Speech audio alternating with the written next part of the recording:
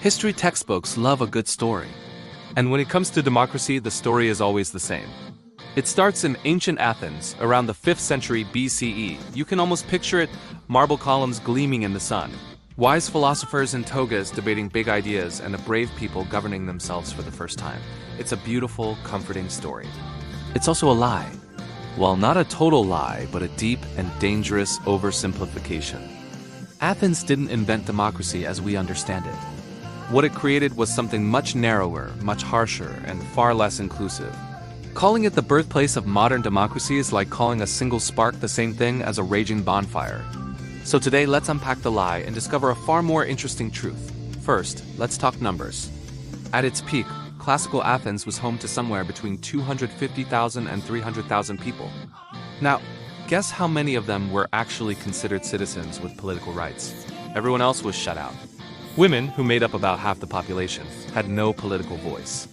They couldn't vote, couldn't hold office, and couldn't speak in the assembly. Their role in public life was zero. Then you have the enslaved people. They were a massive part of the Athenian economy, doing the hard labor that allowed citizens the free time to participate in politics. They weren't just excluded. They were considered property, with no rights at all.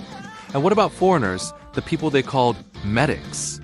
They could live in Athens, work there, pay taxes, even fight in the army. But no matter how long they stayed or how much they contributed, they could never become citizens or participate in governing the city they called home. So when an Athenian proudly spoke of demokratia, or rule by the people, they meant a very specific, very exclusive club of people, adult, free-born men whose parents were both Athenian.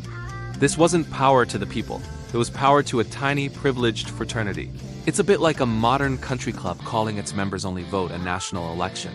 The dissonance is staggering. Now, let's look at how this system actually worked. Athenian democracy was direct. Citizens would gather in a massive assembly and vote directly on laws, on going to war, on taxes, even on exiling their fellow citizens. On paper, it sounds incredibly empowering, but in practice, it had serious flaws. The system naturally favored those with time, money, and social status. If you were a poor farmer, could you really afford to take a day off work to go listen to hours of debate in the city? Probably not.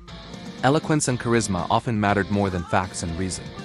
A skilled speaker could whip a crowd into an emotional frenzy, leading to rash and sometimes disastrous decisions. There were also no real protections for individuals or minority groups. If the majority decided something, that was it. There were no constitutional rights to fall back on. The most infamous example of this is the trial of Socrates. Through a perfectly legal, democratic process, the citizens of Athens voted to execute one of their greatest thinkers for corrupting the youth and impiety. The vote was legal. It was democratic. And it was a moral catastrophe that has haunted Western thought ever since.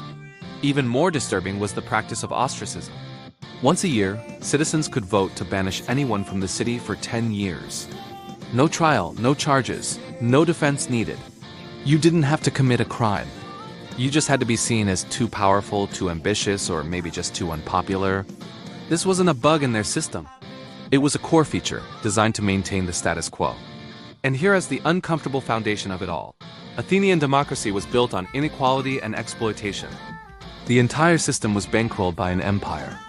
Tribute money forced from conquered territories paid for the magnificent public buildings, and even paid citizens a small fee to attend assembly meetings.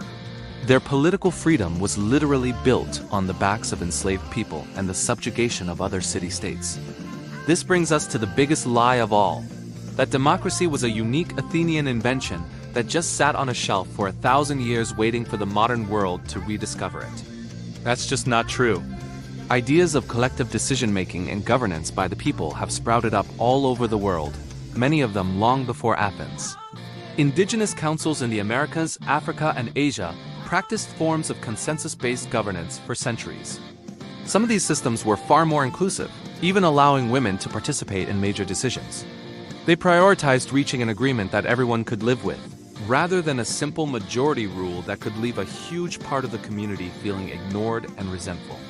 Even the Roman Republic, which came after Athens and was also deeply flawed, arguably had a more direct influence on modern Western governments. They developed concepts like representation, fixed term limits for officials, and a complex system of legal checks and balances, ideas that are central to most democracies today, but were absent in Athens. The truth is, modern democracy, with its ideals of universal suffrage, constitutional rights, equality before the law, and protection for minorities, would have been completely unrecognizable to an ancient Athenian. They would have likely found it radical, chaotic, and maybe even offensive.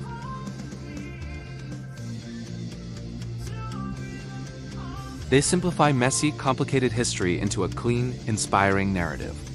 Western culture for centuries has looked back to ancient Greece as its intellectual and cultural ancestor, and in doing so, it elevated Athens to a symbol while minimizing contributions from the rest of the world. Does this mean Athens was unimportant? Absolutely not. Their experiment was revolutionary for its time. They grappled with fundamental questions that we are still debating today. Who gets to be a citizen? Who counts as the people? How do we balance the will of the majority with the rights of the individual? They planted the seeds of a political conversation that has lasted for 2,500 years. But democracy wasn't invented in one place, at one time. It was attempted in Athens imperfectly, exclusively, and at a great moral cost. Our modern democracy isn't a gift handed down from ancient Greece. It's the result of a long, messy, and ongoing struggle. It was built over centuries by countless people fighting for inclusion, for rights, and for justice. When we treat Athens as a flawless, sacred origin, we not only misunderstand history, we misunderstand ourselves. We ignore the injustices baked into that original model and forget that democracy is not a finished product. It's not a destination we've arrived at. It is a constant dynamic tension between the power of the group and the rights of the individual, between the ideal of equality and the reality of human societies. History didn't just simplify this story. It lied by omission. And realizing that is the first step toward understanding the fragile, precious, and unfinished project we are all a part of today. Thanks for watching. If this made you rethink what you learned in school, hit that like button and subscribe for more dives into the history they didn't teach you. See you next time.